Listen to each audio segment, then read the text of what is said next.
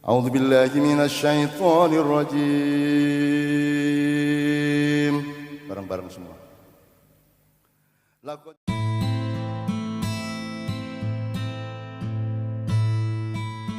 Selama ini Sunan Kalijogo itu dikenal sebagai orang yang berdakwah dengan kebudayaan gitu ya.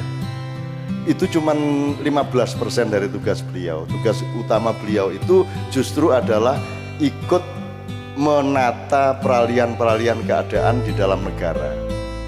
Jadi yang mengatur peralihan transformasi dari Mojopahit ke Demak, dari Demak ke Pajang, kemudian yang dia agak lolos itu dari Pajang ke, yang dia agak sudah terlalu sepuh itu dari Pajang ke Mataram.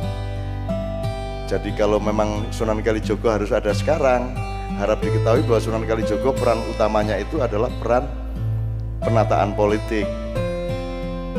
Karena Mojopahit itu dulu kan Hindu Buddha dari siji.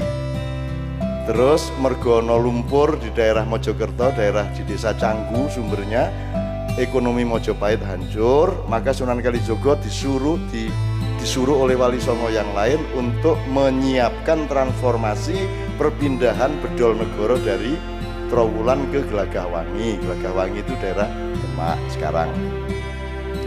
Yang diajak adalah salah satu juniornya namanya Sunan Kudus, karena Sunan Kudus ini bapaknya yaitu Sunan Kudus dibunuh oleh pangapnya atau panglima perangnya Mojopahit. Tapi justru datang ke Mojopahit, Sunan Kudus ini disuruh Sunan Kalijogo untuk menyatakan bahwa tidak ada masalah dengan bapak saya dibunuh, asalkan kita bersama-sama membangun negara untuk kesejahteraan rakyat. Maka terjadi bedol desa dan seterusnya. Jadi nek arep mempelajari Sunan Kalijogo ayo tenanan. Itu maksud saya ora arep cerita dawa.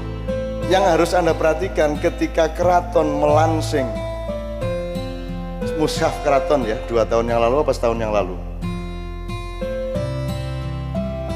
Setahun yang lalu lah kira-kira, itu datang raja-raja dan sultan-sultan. Harap Anda tahu ya, di Indonesia ini ada sekitar 240 kesultanan dan kerajaan.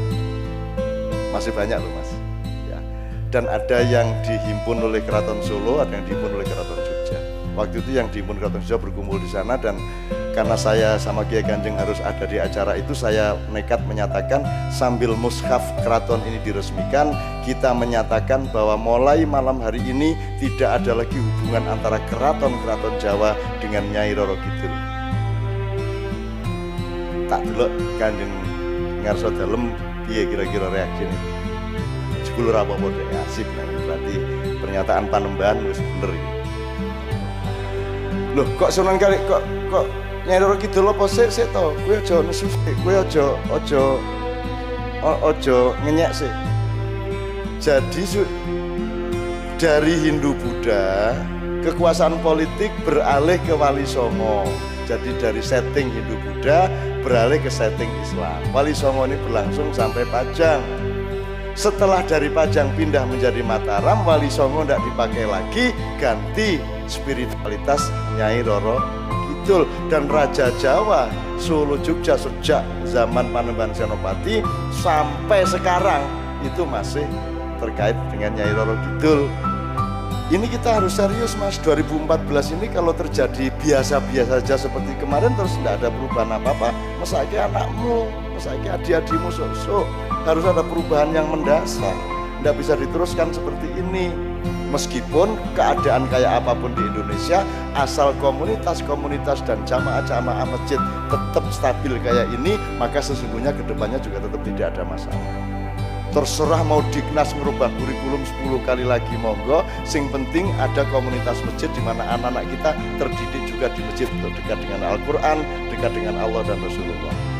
Jadi masjid ini sangat penting luar biasa.